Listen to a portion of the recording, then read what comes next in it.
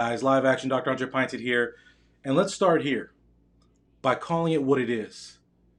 Your blackness intimidates me. I'm intimidated by your blackness. The color of your skin intimidates me. Let's start there and get into it, guys. But stop making excuses, stop whining, stop, right? Get at it. No excuses, just dominate. All right, guys, Dr. Andre Pinesett here. I'm the study doc, and as always, I'm trying to help uplift students, empower students, help you guys be more productive, help you guys be more positive, get ahead, and reach your goals. And right now, what I'm here to tell you guys is that black skin is intimidating in educational environments. And what I'm doing all through this week, I told you guys, I'm coming live all this week. I set out to be live with other black physicians, but I thought this week could just be me. Next week, we're going to start once a week. My students had to be better. Once a week, starting next week, I'm going to start bringing on black people in higher education and have them come on and talk to you guys. But I thought this week, every single day this week, I'd bring you guys an incident, a story from my trajectory, from my path to being a black male in higher education, going to Stanford Medical School, becoming a physician, being a physician attending at the University of California, San Diego, and what that road was like, and pointing out, because I think people are having difficulty understanding why we shout Black Lives Matter so hard and why it's so disrespectful when people say all lives matter, or they denigrate the struggle and the process that black people have to go through in America to succeed, to stay alive, let alone attain education. And so today we're going to start with junior high. And for many of you guys, junior high is a formidable time in your life, right? You're a young person coming in your adolescence, hitting puberty, trying to figure out what your identity is, who you're going to be, right? And where you fit in the world. And for me, my junior high experience was marred by an experience where my history teacher told me that my black skin intimidated him. My blackness intimidated him. The sheer looking at my face was intimidating to him. And the way it went was like this, guys. I was in 7th grade and I'm taking history in 7th grade, right? Young person, right? Just trying to get my education, right? Go to junior high, right? Dealing with girls, all this kind of stuff. And I'm there in this history class, and I noticed that the history teacher kept grading me, I felt, unfairly on my papers, on my assignments throughout the year. And it's just going on. I'm like, okay, it's not really a big deal. This is what it is. Like, maybe I'm just missing the boat, right? So I keep going, keep going. And then about halfway through the first semester, I get notified that I'm being suspended from school. I'm like, oh, that's weird. I'm being suspended from school. And so I get this notice. I show my parents, like, what are you being suspended for? I don't know. So we go to the principal's office and we meet with the principal and we say, hey, you've been suspended. What's going on? And the principal says, well, he's been intimidating one of our teachers. And my parents look at me and I'm like, I have no idea. And they're like, he's never been in trouble. What do you mean he's intimidating one of your teachers? What do you mean? I'm like, oh, one of our teachers feels threatened by him. And my parents say, what do you mean threatened by him? What are you saying? And the principal goes, well, you know what? I don't have all the details. Let me talk to the teacher and let me call you back and let you know. And my parents, of course, are like, wait a minute, how can you suspend a student without having all the details, right? And so we leave the office, we get a call back, and we have a parent-teacher principal conference. And we still don't know what's going on. We get there, and it's my history teacher. And my history teacher is standing there behind the principal, and the principal says, yes, in talking to insert teacher's name, he finds that Andre is very intimidating and is attempting to threaten him and intimidate him during class. And my parents go, what do you mean? How is he intimidating you? And the principal says, he's exhibited a behavior that is threatening. And again, my parents ask, well, how is he threatening? How is he intimidating? And the teacher finally steps forward and says, you know what? Every single time I look over at Andre, he's looking at me. And the way he's looking at me, it's like he's trying to intimidate me. And my parents said, wait, does he say anything to you? No, he doesn't say anything to me, but he's looking at me and it's threatening to me. It makes me feel uncomfortable. I don't want to have him in my class. And as we go on in this conversation, we're having this conversation, right? They're trying to explain what they mean. And my dad is sitting back, and my dad's a big guy, right? And he's sitting back and he goes, let me ask you a question. Is the look he's giving you this look? And the history teacher goes, that's the exact looks what I'm talking about. And he goes, this is just my face. What you're really saying is that my son's blackness intimidates you. And my parents sent me out the room, and they had a very frank discussion with this history teacher that resulted in a public apology, that resulted in me being moved to a different class. But despite all that, guys, right? We talk about systemic racism. And for a lot of people, it's not precise, it's not exact, right? People say, oh, if they didn't call you the N word, they're not being racist. You're not being discriminated against. There aren't real obstacles to students of color succeeding in higher education. And with this week, what I'm hoping to do is shed a light and let you guys understand that when we talk about systemic racism, when we talk about the obstacles that are unique to students of color, they're real. And when you guys sit here, and I hear it all the time in medical school admissions, where people say, oh, if you're a student of color, oh, it's just easier for you to get in. And people don't recognize that medical schools value distance traveled. And the distance that a black man, a black woman, a student of color, Latino, the journey for those students of color to get to medical school is much further than the same journey for non-minority students. And medical schools recognize this in some small way and recognize that distance travel and recognize the disadvantage in being a student of color and what you have to face. And for me, guys, when this whole story happened, like when this all went down in junior high, I was kind of mad about it. But really, what it made me feel uncomfortable. It made me feel like being myself. It made me feel like my sheer presence as a black male in an academic environment, I didn't fit. And we talk about the fact that so many students of color experience imposter syndrome. And I was talking today with the surgeon, right? Because I'm an anesthesiologist. I was talking with the surgeon today, and the surgeon happens to be Venezuelan in origin. And she was talking about how for her, even though she's been in America for decades and decades and decades, she can't quite get rid of her accent. And for her, it's always been a point of making her feel uncomfortable. And how people would, what, and mock her accent and make her feel like she didn't belong. And what we have to understand is that if you don't feel like you belong somewhere, right? How uncomfortable is it? Guys, let's comment in the box right now. How uncomfortable is it when someone tells you that your presence is not wanted, that your presence, right, is not appropriate, that you being there makes them feel uncomfortable? How can you be expected to focus on the work, to do the work, to be there, and to enjoy the process and to love learning when teachers feel uncomfortable with your sheer presence? Right? I'm a 12-year-old kid, and to have my history teacher tell me that I was threatening to him, I was intimidating to him, have him marking down my grades all year, thinking we're in some kind of adversarial relationship simply because of the way my face looks and the way my skin looks, that's a terrible, terrible experience. And it made me mad, but it made me feel even more awkward than I already felt in a classroom where I was the only black face. Right? And the reason, this is like part 2 of the story, I was one of 2 black students in my class at this school. The other black student, we were in the same class, actually got transferred out to another history teacher prior to me. So when all of this went down, we actually found out it was actually a systemic racist thing because the other black kid, he got transferred out. We thought it was because of a conflict, the sizing. No, he requested that that student be transferred out of his history class.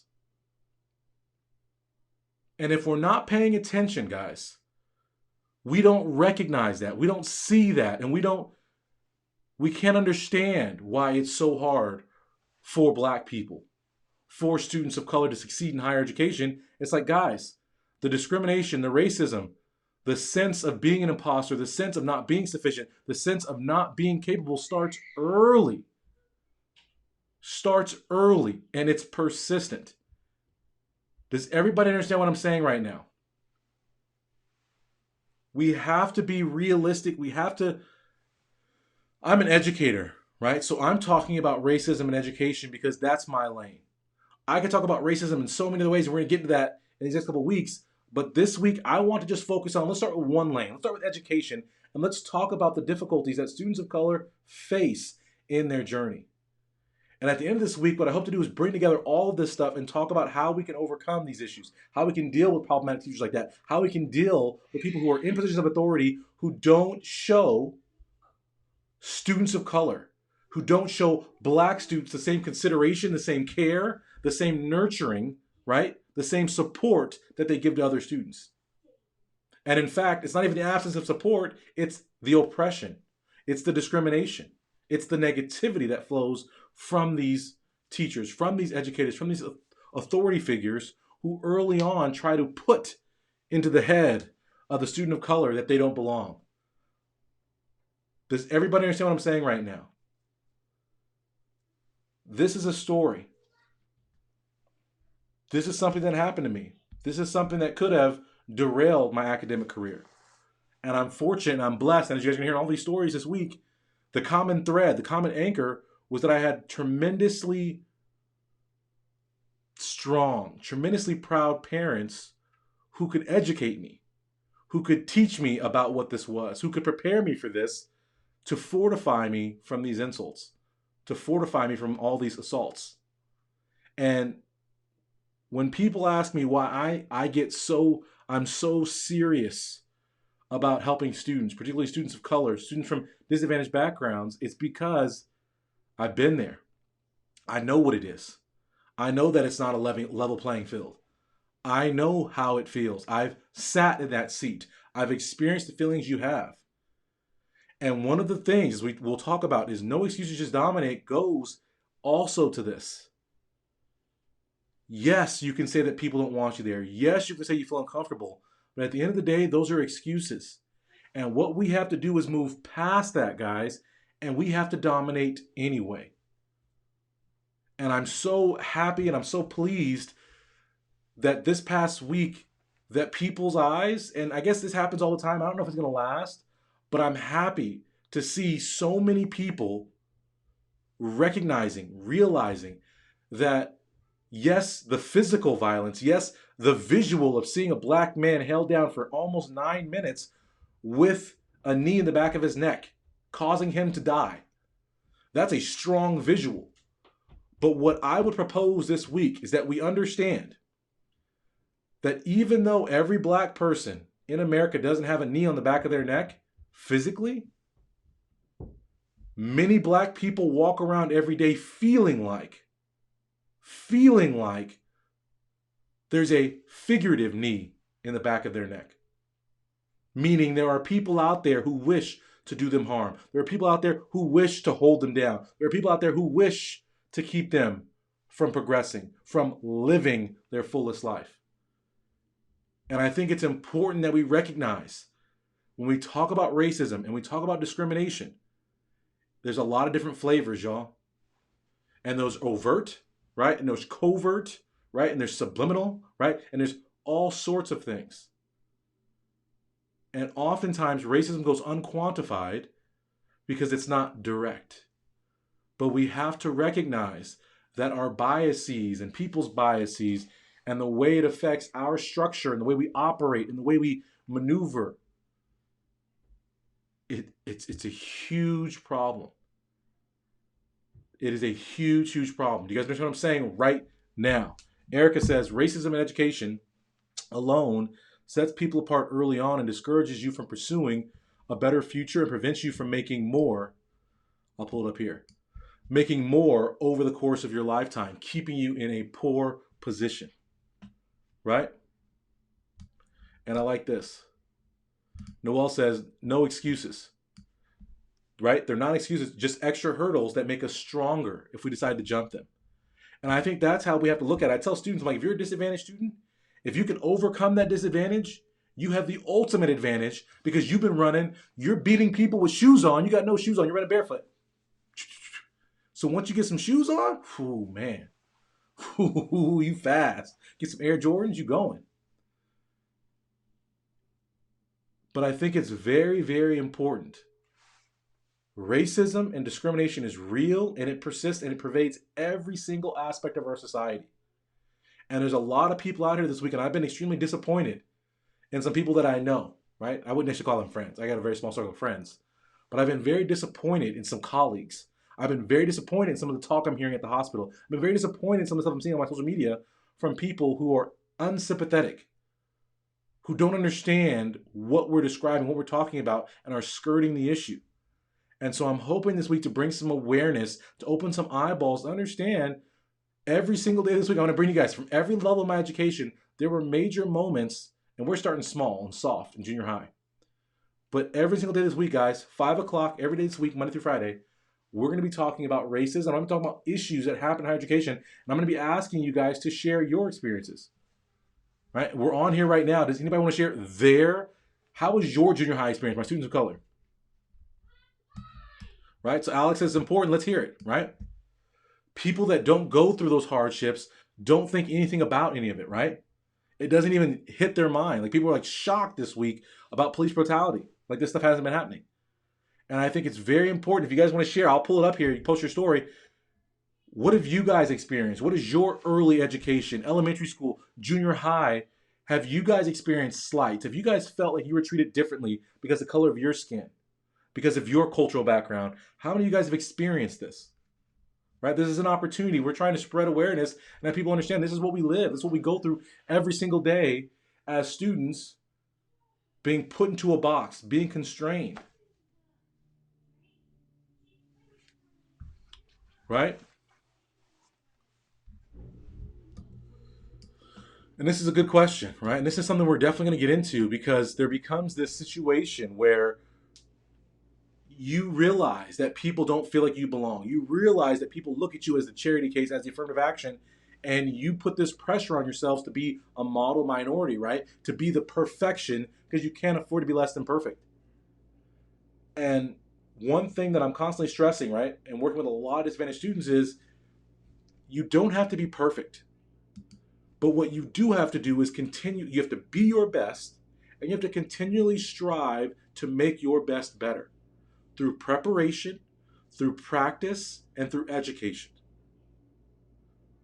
And so if you are a minority student, it starts with the fact that when my history teacher told me that stuff and was trying to say I was intimidating, trying to tell me I was a disruptive student in his class,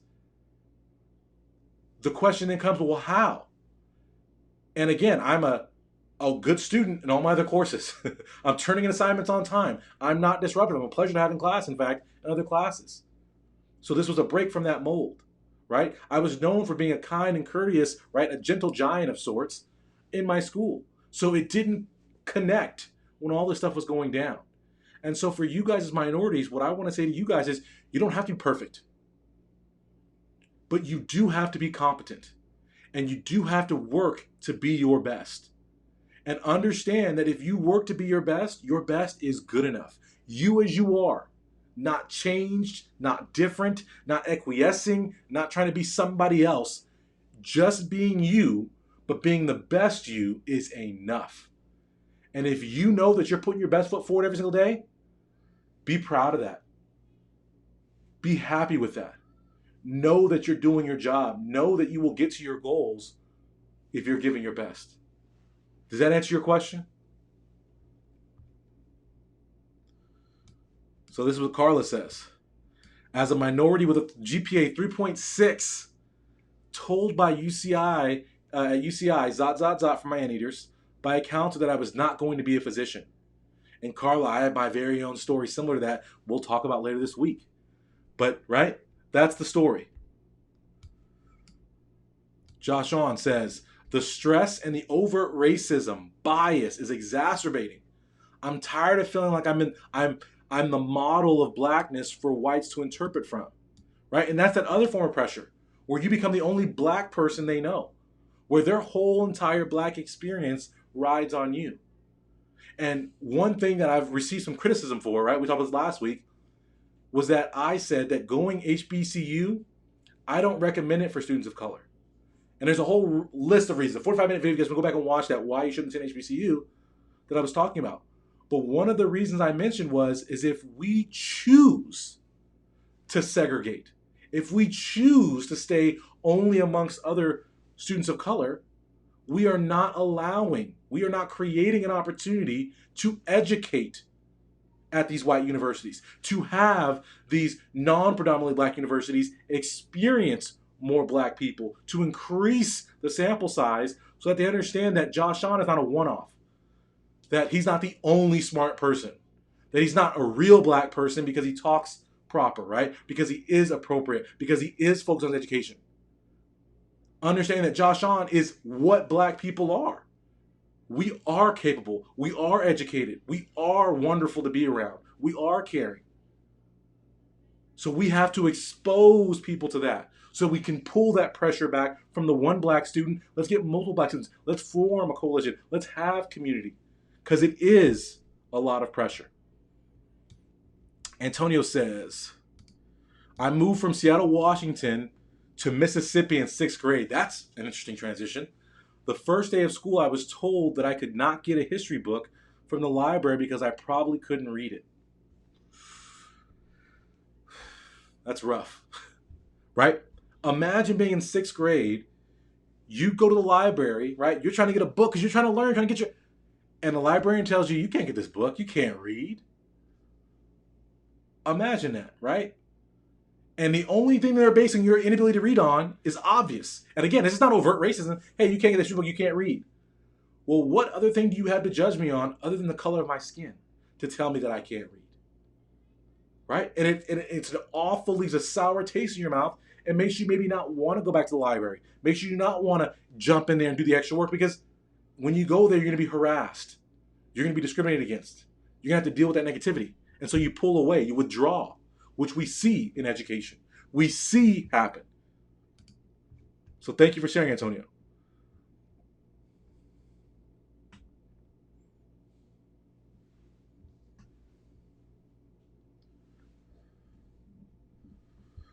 Yep, and there are different standards, 100%.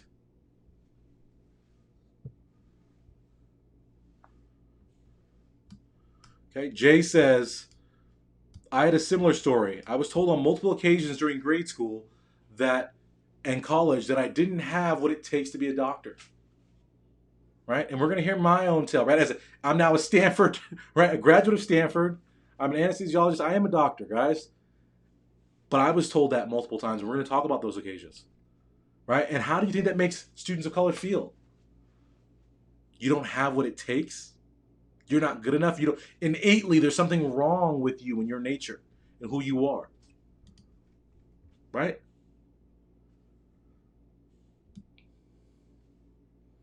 Right? And this is what Kayla says. I've been told by many professors at a predominantly white institute that I won't get into medical school, right? And why are they saying that, Kayla? Right? Destiny says, I had a teacher who was shocked that I was planning to become a doctor because my parents were African immigrants. Right? And we're going to talk about, right, immigrants to this country. I was mentioning earlier the doctor from Venezuela who felt like she always had to be just that much more better. She felt like they were always judging her, and it made her scared to socialize and network and go to different things because she felt like she was being judged, like she didn't belong, like they didn't want her there. She felt unwanted. Right? And let's just take a step back from education and talk about relationships. How bad does it feel when you love somebody, when you need someone, you want them so bad, and they don't love you back? Your love is unwanted. They put the block down, talk to the hand, right? That rejection feels terrible. But for many students of color, we feel that rejection, that we don't want you throughout our educational journey. And it's problematic and it's traumatic.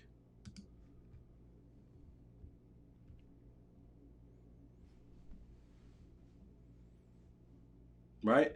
And I like this. It's like a domino effect. Right? Just knocking down black people, knocking down minorities, keeping diversity down.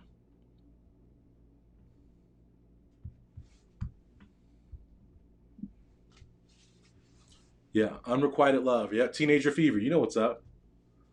Right? And Jay says, it hurt. Right? They also made it hard for me to get access to the appropriate information I needed for medical school, giving you the runaround. Right? Saying, oh, we can't help you. Maybe you go over there. Right? And that's not overt racism. Right? But, oh, we can't really help you. Why don't you? And you're left to fend for yourself. And we're going to talk about, right, this experience in college as we get there. We're going to move through, we're in junior high right now. But just the lack of not going the extra mile to support students in the same way because they're students of color, right? Giving up on these students prematurely, not giving them the opportunity, saying that they can be better, they can be more, they can overcome whatever their circumstances are, whatever their slow start is. Where are we at if that's the case, right? So we'll get off of here.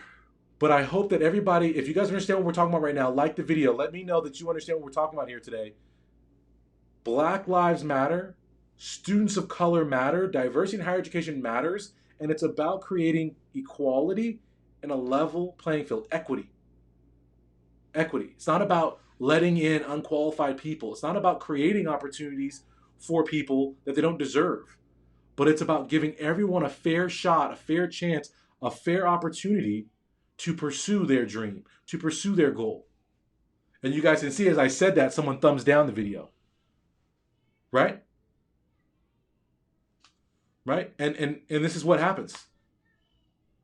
And we'll talk about medical school admissions. I won't put your comment up there, Jonathan, but we'll talk about that coming up this week. We will talk about that. And Antonio, save that comment. We're going to talk about that experience. We're going to talk about that. Yeah. And the hierarchy of race, we're going to talk about that too. And the prejudices and the biases. We're going to talk about all that this week, guys. So I appreciate you guys for joining me today. Let's continue to dialogue about this. I'm so happy to see people talking about issues. And this week I thought it was important to talk about discrimination, prejudice, microaggressions, and to talk about the experience of students of color. If you have a story that you want to share, you want to lay it out for me, send me an email, guys. Get to my website. I'll put the link below. You guys can contact me. Get to my website. Send me an email. And I'll share your story on here. Because what we want to do is we want to build awareness. Because we can't make change. And this talk is for everyone.